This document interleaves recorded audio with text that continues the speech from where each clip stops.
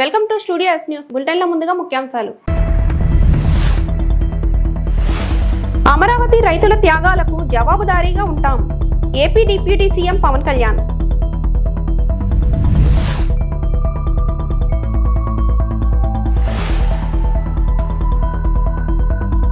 జనం గుండెల్లో దాచుకున్న ప్రజా రాజధాని అమరావతి. నారా లోకేష్.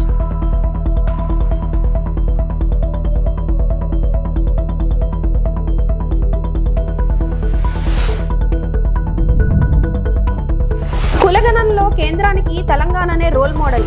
కాంగ్రెస్ నేతలు. అమరావతి పునర్నిర్మాణ సభలో అమరావతి నమో నమః అని 2 సార్లు పలికి లోకేష్ తన ప్రసంగాన్ని ప్రారంభించారు. అమరావతి నమో నమః, అమరావతి నమో నమః. వేదిక మీద ఆర్కిటెక్ట్ ఆఫ్ మోడర్న్ భారత్ గౌరవ ప్రధానమంత్రి నరేంద్ర మోడీ గారికి, మన పేదల నాయకుడు గౌరవ ముఖ్యమంత్రి చంద్రబాబు నాయుడు గారికి, నా అన్న గౌరవ ఉప ముఖ్యమంత్రి పవన్ అన్నకి, వేదిక పైన ఇతర గౌరవ పెద్దలకు, ప్రాణాలు సైతం లెక్క చేయకుండా అమరావతి కోసం పోరాడిన రైతులకు, ప్రజలకు నా హృదయపూర్వక నమస్కారాలు. ముందుగా పహల్గాం ఉగ్రవాద దాడిలో చనిపోయిన వారికి నేను నివాళులర్పిస్తున్నా. ఉగ్రవాదుల దాడిలో చనిపోయిన వారి కుటుంబానికి దేశం మొత్తం అండగా నిలబడుతుంది. పాకిస్తాన్ గీత దాటింది, అమాయకుల్ని చంపింది, చాలా పెద్ద తప్పు చేసింది. ఒక్క పాకిస్తాన్ గారు 100 పాకిస్తాన్లు వచ్చినా భారతదేశ నేలపై మొలిచిన గడ్డి కూడా పీకలేరు. 100 పాకిస్తాన్లకు సమాధానం చెప్పే ఒక్క మిసైల్ మన దగ్గర ఉంది. ఆ మిసైల్ ఏంటో తెలుసా? నమో గౌరవ ప్రధానమంత్రి నరేంద్ర మోడీ గారు. సింహం ముందల ఆటలు ఆడకూడదు, ఆడితే ఏమవుతుంది? మన సింహం నమో కొట్టే దెబ్బకి వరల్డ్ మ్యాప్ లోనే పాకిస్తాన్ అని మిస్సింగ్ రావటం ఖాయం. ఈరోజు పాకిస్తాన్ ఆర్మీలో పనిచేసేవారు కొంతమంది రాజీనామా చేశారు, కొంతమంది సెలవులు పెట్టిపోయారు. దట్ ఈస్ మన నమో. నమో కొట్టే దెబ్బకి పాకిస్తాన్ దిమ్మ తిరుగుతాం ఖాయం. ఈరోజు నేను గర్వంగా చెప్పగలుగుతున్నా, ఎంటైర్ నేషన్ స్టాండ్స్ విత్ మన నమో. కేంద్రం ఈరోజు కులగణన చేయాలనే నిర్ణయం తీసుకుంది. ఇది ఒక నిర్ణయం కాదు, ఇది ఒక సంచలనం. Wear others hesitated for decades, Namo acted, rewriting history with courage. True to his commitment to empower the marginalized and deprived, Namo's bold stroke will deliver social justice in its truest form. నమో గారికి ఆంధ్రప్రదేశ్ అన్న, అమరావతి అన్న ఎంతో ప్రేమ. ఇప్పుడు ఆయన ఢిల్లీలో ఎంత బిజీగా ఉన్నారో మనందరూ తెలుసు. ఆయన ఈ కార్యక్రమానికి వచ్చారు. 2024 ఎన్నికల్లో ప్రజలు ఎన్డీఏ ప్రభుత్వానికి 94 సీట్లు గెలిపించారు.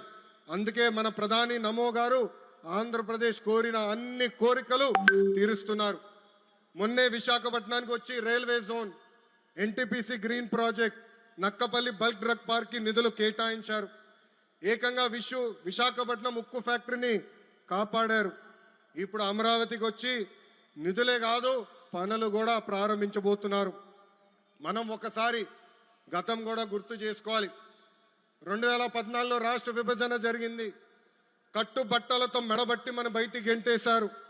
ఎక్కడి నుంచి పరిపాలించాలో తెలియని పరిస్థితి. కానీ మన సిబిఎన్ గారికి సంక్షోభాలు కొత్త కాదు.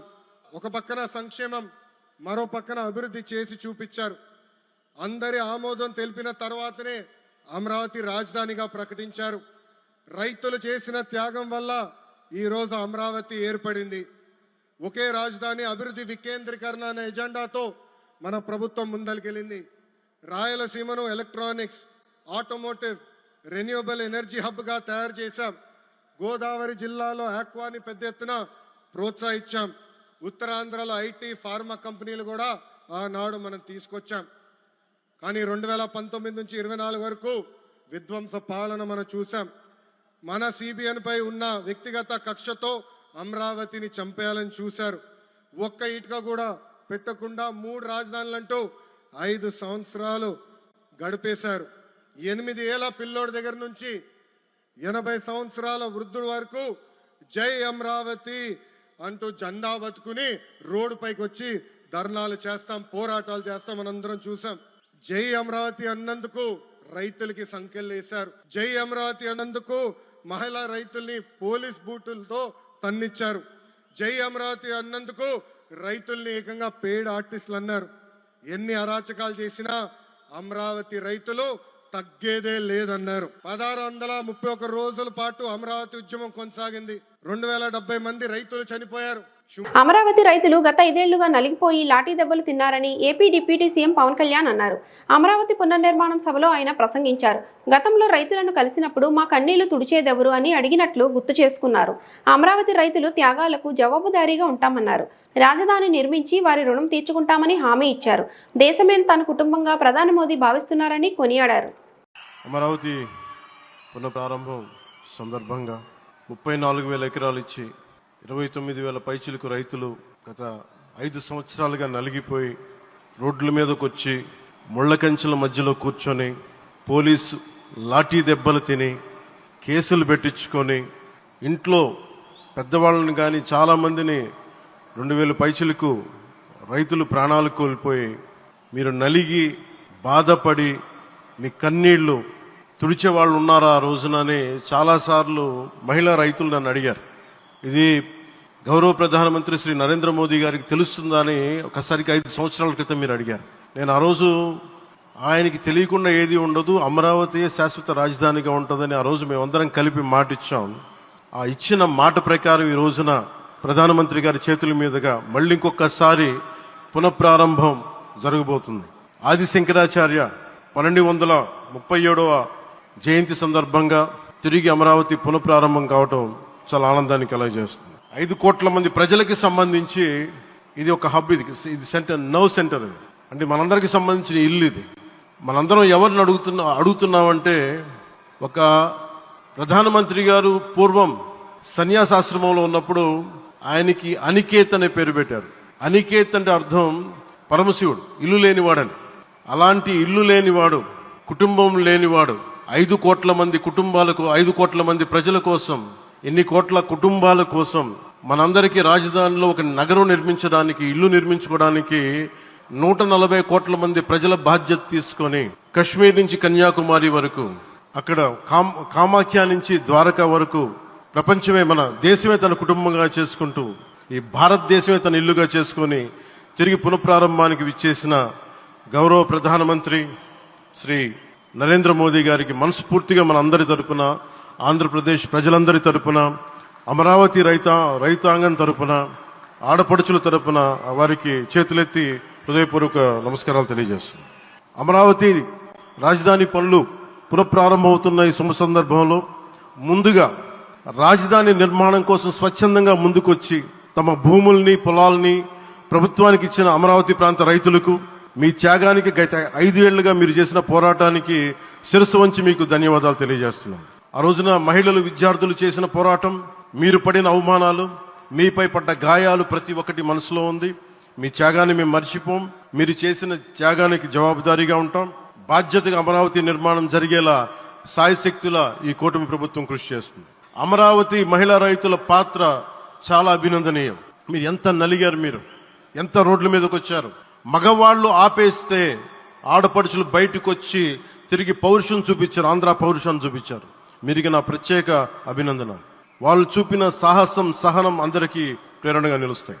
ఈరోజు ఈ వేదిక నుండి మేమందరం మీకు హామీ ఇస్తున్నాం. అమరావతి మళ్లీ ఒక ప్రపంచ స్థాయి సర్వశ్రేష్ఠ రాజధానిగా ఆవిర్భవిస్తుంది. అమరావతి ఒక ఆర్కిటెక్చరల్ జోన్, ఒక కాంక్రీట్ జంగిల్ గా మిగిలిపోకుండా జవాబుదారీతనం, న్యాయం, ప్రజాస్వామ్యానికి ప్రతీకగా నిలవాలని ఆకాంక్షిస్తున్నాం. అమరావతికి ప్రత్యేకించి ఒక వ్యక్తిని మనం స్మరించుకోవాలి. రాళ్లల్లో, రప్పల్లో ఒక మహానగరాన్ని చూసిన వ్యక్తి, ఒక 20 సంవత్సరాలు ముందుకెళ్లి చూసిన వ్యక్తి. అలాంటి నాయకులు మనందరం కోరుకున్నట్టుగా ఆయన వెనంటే ఆయన ఉండాలి, ముఖ్యమంత్రిగా ఉండాలి అని మేము ఆశించిన విధంగా ఆయన ముఖ్యమంత్రి అయ్యారు. ఆయన సైబరాబాద్ అనే సిటీని ఎలా నిర్మించారో, అమరావతి అనే ఈ క్యాపిటల్ని కూడా ఆయన అపారమైన అనుభవంతో, ఆయన దక్షతతోటి, ఆయన గవర్నెన్స్ కేపబిలిటీ తోటి, అడ్మినిస్ట్రేటివ్ కెపాసిటీ తోటి ఇది అద్భుతమైన మహానగరంగా తీర్చిదిద్దుతుంది. ఇది ఆంధ్రప్రదేశ్కే కాదు, భారతదేశానికి తలమానికంగా అవుతుందని మనస్ఫూర్తిగా నేను ఆశిస్తున్నాను. ప్రత్యేకించి ఈ రోజున మనం ప్రధానమంత్రి గారిని చాలా లోతుగా మనం అర్థం చేసుకోవాలి. ఈ రోజున కశ్మీర్లో దాదాపు 28 మందిని చంపేశారు. అలాంటి క్లిష్ట సమయంలో రాష్ట్రం, దేశం మొత్తం యుద్ధం వైపు వెళ్తున్న సమయంలో, అలాంటి కీలక సమయంలో ప్రధానమంత్రి గారు ఇక్కడికి వచ్చి లోపలంతా బరువు, గుండెల్లో బరువు పెట్టుకొని వేదన ఉండి కూడా అమరావతి రైతులు చేసిన త్యాగాలను మర్చిపోకూడదని చెప్పి ఇంత ఇబ్బందుల్లో కూడా ఆయనకు వచ్చినందుకు మనస్ఫూర్తిగా ఒక్కసారి మనందరం ప్రధానమంత్రి గారికి గౌరవ సూచకంగా మనందరం కృతజ్ఞతలు తెలియజేయాలి. మే లార్డ్ భవానీ మన కనకదుర్గమ్మ ఆశీస్సులతోటి వారికి బలాన్ని ఇవ్వాలి, శక్తిని ఇవ్వాలి, మనందరం ప్రార్థిద్దాం. మే lord Bhavani Mata give immense strength to our Honorable Prime Minister Modi ji to lead our nation and bless Bharat, Andhra Pradesh and Amravati. Jai Bhavani, Jai Bharat and Jai Hind. Congress అధినేత రాహుల్ గాంధీ కృషి వల్లే దేశవ్యాప్తంగా కులగణన చేయడానికి కేంద్రం ముందుకొచ్చిందని మంత్రి పొన్నం ప్రభాకర్ అన్నారు. హైదరాబాద్లోని రాజ్భవన్లో కాంగ్రెస్ పార్టీ తరపున బీసీ నేతలందరూ గవర్నర్ను కలిశారు. బీసీ బిల్లును రాష్ట్రపతి పరిశీలనకు పంపినందుకు కృతజ్ఞతలు తెలిపారు. కేంద్రం చేపట్టే కులగణనను తెలంగాణనే రోల్ మోడల్గా నిలుస్తోందని మంత్రి పొన్నం పీసీసీ చీఫ్ మహేష్ కుమార్ గౌడ్ పేర్కొన్నారు. మాననీయ గవర్నర్ గారు ఆమోదించి రాష్ట్రపతి గారికి పంపడానికి తెలంగాణ ప్రదేశ్ కాంగ్రెస్ అధ్యక్షులు మహేష్ కుమార్ గౌడ్ గారి నాయకత్వంలో బలైన వర్గాల ప్రజాప్రతినిధులు అందరం ఈరోజు గౌరవ గవర్నర్ గారికి కలిసి ధన్యవాదాలు చెప్పినాం. తెలంగాణ ప్రతిష్టాత్మకమైనటువంటి ఈ చట్టాన్ని తీసుకొచ్చి రేవంత్ రెడ్డి గారి నాయకత్వంలో ఉన్న ప్రభుత్వం దేశానికే రోల్ మోడల్ గా 42% స్థానిక సంస్థల్లో విద్యా ఉపాధి అవకాశాలు రిజర్వేషన్ కల్పించే విధంగా చట్టం చేసి, చట్టం కంటే ముందు ఎంపెరికల్ డాటా ప్రామాణికమైనటువంటి సమాచారాన్ని సేకరించి సబ్ కమిటీ చేసుకొని, కేబినెట్ అప్రూవ్ చేసుకొని, శాసనసభ ఆమోదించుకొని చట్టాన్ని ప్రభుత్వానికి అనుమతి కొరకు కేంద్రానికి పంపేటువంటి సందర్భంలో రాష్ట్రపతికి గవర్నర్ గారు న్యాయపరమైనటువంటి అంశాలన్నింటినీ పరిశీలించి దాన్ని రాష్ట్రపతి గారికి పంపడం జరిగింది. అందుకు తెలంగాణ కాంగ్రెస్ ప్రజాప్రతినిధులం, బీసీ నాయకులం అందరం కూడా కలిసి ఈరోజు ధన్యవాదాలు చెప్పడం జరిగింది. తప్పకుండా తెలంగాణ తీసుకున్నటువంటి రోల్ మోడల్ ఏ కుల గణన సర్వే అయితే జరిగిందో అది ఈరోజు దేశవ్యాప్తంగా భారతీయ జనతా పార్టీ కూడా 2025 క్యాస్ట్ సెన్సెస్లో ఈ యొక్క కులాల సమాచారాన్ని కూడా తీసుకుంటామని చెప్పడాన్ని స్వాగతిస్తూ, తప్పకుండా తెలంగాణ రోల్ మోడల్. దీని మీద ఎవరైనా విమర్శ చేస్తున్న వాళ్ళు ఆత్మవిమర్శ చేసుకోవాలి. వీళ్ళు గతంలో వ్యతిరేకించిన వాళ్ళు ఇలా మా తెలంగాణ ప్రభుత్వ ఆలోచనను కేంద్రం మార్గదర్శకత్వంగా ఆదర్శంగా తీసుకుంటే జీర్ణించుకోలేక విమర్శిస్తున్నారు. వాళ్ళు అటువంటి వాళ్ళను పట్టించుకునే అవసరం లేదు. ఇలా తెలంగాణ కానీ దేశవ్యాప్తంగా ఉన్న బలహీన వర్గాల సంక్షేమానికి సంబంధించిన ఏ నిర్ణయం జరిగిందో ఆ నిర్ణయాన్ని అందరం కూడా బలహీన వర్గాల నాయకులను స్వాగతిస్తూ ఉన్నాం. గవర్నర్ గారికి మరొకసారి ధన్యవాదాలు తెలియజేస్తా ఉన్నాం. అందరికీ నమస్కారం. రాహుల్ గాంధీ గారి యొక్క ఆశయాన్ని పరిపూర్ణంగా అమలు చేసినటువంటి ప్రభుత్వం తెలంగాణలో ఉన్నటువంటి కాంగ్రెస్ ప్రభుత్వం. ముఖ్యమంత్రి రేవంత్ రెడ్డి గారి సారథ్యంలో మావోయిస్టు పార్టీతో వెంటనే చర్చలు జరపాలి. సిపిఐ ఎంఎల్ న్యూ డెమోక్రసీ కార్యదర్శి పోలా ఈశ్వరరావు డిమాండ్. పార్వతీపురం మన్యం జిల్లా కలెక్టర్ కార్యాలయం వద్ద సిపిఐ ఎంఎల్ న్యూ డెమోక్రసీ ఆధ్వర్యంలో మావోయిస్టులపై జరుగుతున్న దాడులు తక్షణమే ఆపివేయాలని, కేంద్ర ప్రభుత్వం మావోయిస్టుల అగ్రనేతలతో చర్చించేందుకు ముందుకు రావాలని ఈ సందర్భంగా డిమాండ్ చేశారు. ఈ సందర్భంగా వారు మాట్లాడుతూ కర్రగట్టను చుట్టివేసిన సాయుధ బలగాలను వెంటనే వెనక్కి తీసుకురావాలని, ఆపరేషన్ కగార్ని నిలిపివేయాలని, గిరిజన ప్రాంతాల్లో ఆదివాసీ హక్కుల్ని, దేశంలో ఉన్న అటవీ ప్రాంతాలను, మైనింగ్లను ప్రముఖ కార్పొరేట్ సంస్థలకు అప్పగించేందుకు కేంద్ర ప్రభుత్వాలు ఇలాంటి దుశ్చర్యలకు పాల్పడుతుందని అన్నారు. ఈ నేపథ్యంలో ఆపరేషన్ కగార్ తక్షణమే నిలిపివేయాలని సిపిఐ ఎంఎల్ పార్టీ ఆధ్వర్యంలో డిమాండ్ చేశారు. గత 12 రోజులుగా కర్రీరు గుట్టల చుట్టూ సుమారు 25,000 మంది సైనిక బలగాలు చుట్టుముట్టి అక్కడ మావోయిస్టులు ఉన్నారు, వారిని ఏరివేస్తామనే పేరుతో బయలుదేరినటువంటి పరిస్థితి ఉన్నది. ఒక ప్రక్క మావోయిస్టులు మేము శాంతి చర్చలకి సిద్ధంగా ఉన్నామని 4 విడతలుగా లేఖల్ని విడుదల చేసినటువంటి పరిస్థితి ఉన్నది. ఏదైనా రాజ్యాంగబద్ధంగా ప్రజాస్వామ్యయుతంగా నడుచుకునేటువంటి ప్రభుత్వాలు ఏవైనా మావోయిస్ట్ పార్టీ ఏదైతే చర్చలకు సిద్ధపడిందో ఆ చర్చలను ఆహ్వానిస్తూ ముందుకు రావాలి. కానీ కేంద్ర ప్రభుత్వం ఆ రకంగా ముందుకు రాకుండా మావోయిస్టుల్ని తుదిముట్టించడం, వారిని అంతం చేయడమే లక్ష్యంగా ఈరోజు పెద్ద ఎత్తున పోలీసు బలగాలు వెళ్తున్నటువంటి పరిస్థితి ఉన్నది. దానికి కారణం ఏంటంటే అక్కడ ఆదివాసీలను భయభ్రాంతులు చేయాలి, ఆదివాసీ గ్రామాలు ఖాళీ చేయాలి. ప్రభుత్వం యొక్క లక్ష్యం మావోయిస్టులు కాదు, అక్కడ ఆదివాసీల కాళ్ళ కింద ఏదైతే 29 రకాల ఖనిజాలు ఉన్నాయో అవన్నీ అదాని, అంబానీ, వేదాంత, మిట్టల్ లాంటి బహుళజాతి సంస్థలకు, స్వదేశీ విదేశీ కార్పొరేట్ సంస్థలకు అప్పచెప్పడానికి ఒప్పందాలు చేసుకుని ఈ 2026 లోపు ఆ ఒప్పందాల ప్రకారం ఆ భూములన్నింటినీ, అడవినంతటిని అప్పచెప్పాలని ఒప్పందాలు చేసుకున్నారు. కాబట్టి ఆ ఒప్పందాల ప్రకారం వాటన్నింటినీ అప్పచెప్పాలి. కాబట్టి అక్కడ ఆదివాసీలు ఉండకుండా ఆ భూముల నుండి ఖాళీ చేయాలి. కాబట్టి మావోయిస్టుల పేరుతో ఆదివాసీలపై నరహంతక దాడికి పూనుకుంటా ఉంది. దీన్ని తీవ్రంగా సిపిఎంఎల్ న్యూ డెమోక్రసీ పార్టీ ఖండిస్తూ ఉంది. దాన్ని అనుసరించే ఈరోజు రాష్ట్ర వ్యాప్తంగా సిపిఎంఎల్ న్యూ డెమోక్రసీ పార్టీ అన్ని జిల్లా కేంద్రాల్లో ధర్నా చేపట్టాలని పిలిపించింది. అందులో భాగంగానే పార్వతీపురం మన్యం జిల్లా కమిటీ కూడా ఈరోజు ఇక్కడ ధర్నా చేయడం జరుగుతూ ఉంది. ఎందుకంటే ఈరోజు అడవిని, భూమిని, నీటిని సమస్య అనేది కేవలం ఆదివాసీల సమస్య కాదు. ఇది పర్యావరణ సంబంధించిన సమస్య, ప్రజలకు సంబంధించిన సమస్య, దేశ సంపద సమస్య. ఈ సమస్యలన్నింటినీ మనం నిలబెట్టుకోవాలంటే వాటన్నిటి మీద మనం ఖచ్చితంగా ఆదివాసీ సమస్యగా దీన్ని చూడకుండా ఇది ప్రజల యొక్క సమస్యగా, దేశ సంపద యొక్క సమస్యగా మన వనరుల్ని మనం నిలబెట్టుకోవడానికి పూనుకోవాల్సినటువంటి అవసరం ఉన్నది. అందుకే పౌర సమాజం స్పందించి కదిలి మావోయిస్టులతో కేంద్ర ప్రభుత్వం చర్చలు జరపాలని, ఆదివాసీ ప్రాంతాల్లో ఉన్నటువంటి ఖనిజ సంపదలన్నీ ఈ దేశానికి అవి చెందేటట్టు చూడాలని, ఆదివాసీలపై మారణకాండని ఆపాలని, కర్రిగుట్టల నుంచి సైనిక బలగాలు వెనక్కి రావాలని, మావోయిస్టులతో శాంతి చర్చలు జరపాలని సిపిఎంఎల్ న్యూ డెమోక్రసీ డిమాండ్ చేస్తా ఉంది. చెప్పండి. నా పేరు పోలాయేశ్వరరావు, సిపిఎంఎల్ న్యూ డెమోక్రసీ జిల్లా కార్యదర్శి. అల్లూరు జిల్లా అరకు నియోజకవర్గం పరిధిలో గిరిజన సంఘం జిల్లా ప్రధాన కార్యదర్శి బాల్దేవ్ మాట్లాడుతూ స్పెషల్ డిఎస్పీ వెంటనే తీయాలి, జియో నెంబర్ను పునరుద్ధరణ చేయాలి. ఎలక్షన్ ముందు ఆంధ్రప్రదేశ్ రాష్ట్ర ముఖ్యమంత్రి నారా చంద్రబాబు నాయుడు అరకు ఏజెంట్ ప్రాంతంలో మాట్లాడుతూ ఇచ్చిన మాటకు కట్టుబడి ఉండాలని గిరిజనులు డిమాండ్ చేస్తున్నారు. ఆ డిఎస్సి నోటిఫికేషన్లో ఆదివాసులు తీవ్రమైనటువంటి అన్యాయం జరిగింది. ఎందుకంటే పాడేరు ఐటీడీఏ పరిధిలో 400 ఉపాధ్యాయ పోస్టులు నోటిఫై చేస్తే కేవలం ఆదివాసులకి 24 మాత్రమే కేటాయించడం అన్యాయం, దుర్మార్గం, దారుణం అని చెప్పేసి వ్యతిరేకిస్తున్నాం. అందుకనే మెగా డిఎస్సి నోటిఫికేషన్లో ఆదివాసీ ప్రాంతంలో నోటిఫై చేసిన పోస్టులు మినహాయింపు ఇవ్వాలని చెప్పేసి ఈ సందర్భంగా డిమాండ్ చేస్తున్నాం. అంతేకాకుండా ఆదివాసీ స్పెషల్ డిఎస్సి నోటిఫికేషన్ విడుదల చేసి ఉపాధ్యాయ నియామకాలు ఆదివాసులతో భర్తీ చేయాలని చెప్పేసి ఈ సందర్భంగా అడుగుతున్నాం. అంతేకాకుండా రాష్ట్ర ముఖ్యమంత్రి గారు అరకు సభలో, అలాగే ఆగస్టు 9 ప్రపంచ ఆదివాసీ దినోత్సవం రోజు ఆదివాసులకు హామీ ఇచ్చారు. ఆదివాసీ ప్రాంతంలో 100% రిజర్వేషన్ చట్టం తీసుకొస్తామని చెప్పేసి హామీ ఇచ్చారు. ఆ హామీ అమలు చేయాలని చెప్పేసి మేము సందర్భంగా అడుగుతున్నాం. ఈ హామీ అమలు చేయకపోతే ఆదివాసీ ప్రాంతం చాలా నష్టపోతుంది. అందుకనే ఉపాధ్యాయ నియామక చట్టం తీసుకొచ్చి ఈ ప్రాంతంలో 100% రిజర్వేషన్ కల్పించాలని చెప్పేసి ఈ సందర్భంగా మేము అడుగుతున్నాం. ఇది జరగకపోతే ఆదివాసీ ప్రాంతం, ఆదివాసీ సమాజం మొత్తం నష్టపోతుంది. అందుకనే ఖచ్చితంగా రాష్ట్ర ప్రభుత్వం స్పష్టమైన హామీ ఇవ్వాలి, స్పష్టమైన ప్రకటన చేయాలి. ఆదివాసీ స్పెషల్ డిఎస్సి నోటిఫికేషన్ ఇచ్చి ఆదివాసుల్ని ఉపాధ్యాయ నియామకం చేపట్టాలని చెప్పేసి ఈ సందర్భంగా అడుగుతున్నాం. లేని పక్షంలో ఖచ్చితంగా పెద్ద ఎత్తున పోరాటానికి ఆదివాసీ సమాజం సన్నద్ధమవుతుందని చెప్పేసి ఈ రాష్ట్ర ప్రభుత్వాన్ని హెచ్చరిస్తున్నాం.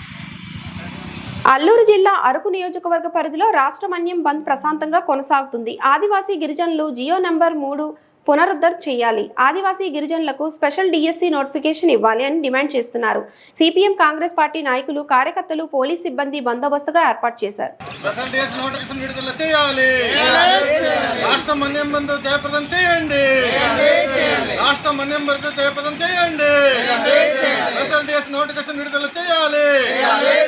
ఆదివాసీల ఉద్యోగాలు ఆదివాసులకు ఇవ్వాలి, ఆదివాసీల ఉద్యోగాలు ఆదివాసులకు ఇవ్వాలి. ముఖ్యమంత్రి ముఖ్యమంత్రి గారు ఇచ్చిన ఎన్నికల్లో హామీ నెరవేర్చాలి. జీవో నంబర్ 3 చట్టబద్ధత కల్పించాలి.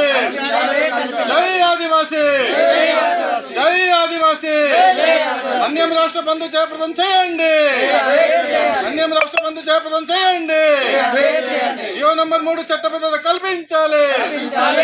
స్పెషల్ డేస్ నోటిఫికేషన్ విడుదల చేయాలి, స్పెషల్ డేస్ నోటిఫికేషన్ విడుదల చేయాలి. గొలుగొండ మండలం పాకలపాడు జంక్షన్ వద్ద 50 కేజీలు గంజాయి పట్టుకున్న గొలుగొండ పోలీసులు. నర్సీపట్నం రూరల్ పోలీస్ స్టేషన్లో శుక్రవారం డీఎస్పీ శ్రీనివాసరావు మీడియా సమావేశం నిర్వహించారు. ఈ సమావేశంలో డీఎస్పీ మాట్లాడుతూ ఏపీ 39FF 5868 ఎత్తిగా కారులో సుమారు 2,50,000 రూపాయలు విలువ చేసే 50 కేజీల గంజాయిని కారు డోర్లలో అమర్చినట్లు సమాచారం రావడంతో పాకలపాటు జంక్షన్ వద్ద మాటు వేసి నర్సీపట్నం రూరల్ సర్కిల్లో ఇన్స్పెక్టర్ దేవతమ్మ ఆధ్వర్యంలో Golugonda SI Ramarao, Narsipatnam rural SI Rajarao పట్టుకోవడం జరిగిందన్నారు.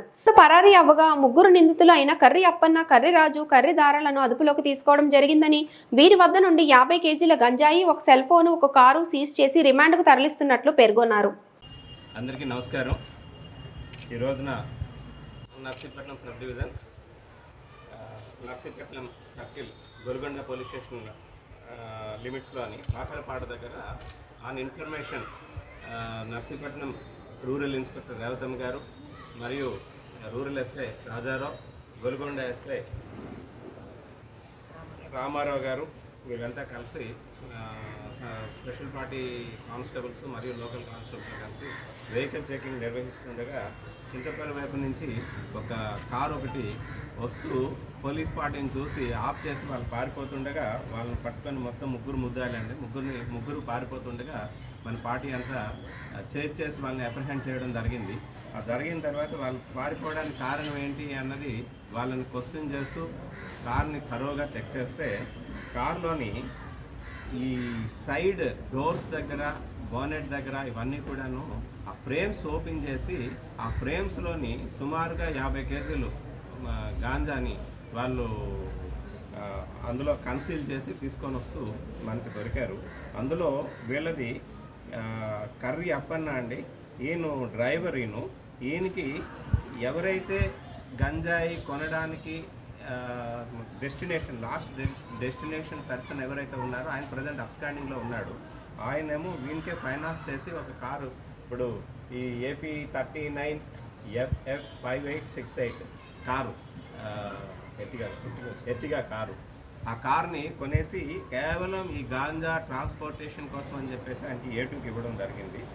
A3, A4, A2 ముగ్గురు కూడా కజిన్స్ అండి. వాళ్ళు గౌరాబాయ్ కమ్యూనిటీ దారకొండ పంచాయతీలోని దబ్బకోట విలేజ్ వీళ్ళది.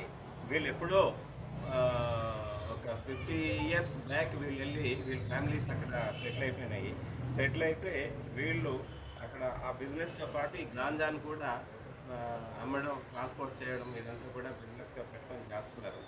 ఎవరైతే ఈ కార్ డ్రైవరు ఉన్నారో ఆయనకి గతంలో ఒక గంజాయి కేసు ఉంది.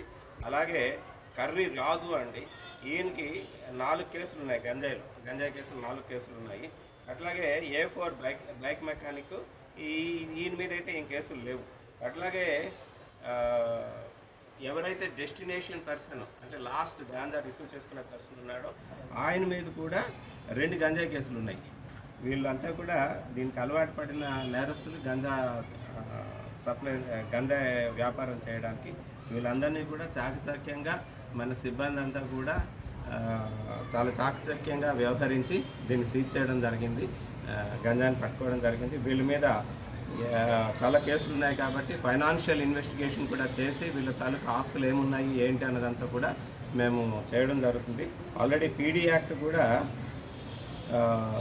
వీళ్ళ మీద పెట్టడానికి ప్రపోజ్ చేస్తున్నారు. వీళ్ళని ఈ టీంని మన ఎస్పీ గారు, అనకాపల్లి జిల్లా ఎస్పీ గారు తుహిన్ సిన్హా IPS గారు అభినందించడం జరిగింది. రేపు క్రైమ్ మీటింగ్లో వాళ్ళకి రివార్డ్స్ ఇవ్వడం జరుగుతుంది. నేను కూడా వీళ్ళందరినీ కూడా ఎంటైర్ టీం అంతా కూడాను అప్రిషియేట్ చేస్తున్నాను. 2,50,000 అండి మన దగ్గర అయితే. ఇప్పుడు వన్స్ ఇది కానీ డెస్టినేషన్కి వెళ్ళేసరికి ఇంచుమించుగా ఒక 10 times పెరుగుతుంది అన్నమాట. ఇంకా ఎక్కువే జరగడానికి ఉంది. 10 to 15 times వరకు దీని తాలూకా వాల్యూ అక్కడ ఉన్న డిమాండ్ని బట్టి ఇది అవుతుంది. ఈ వార్తలు ఇంతటితో సమాప్తం. నమస్తే.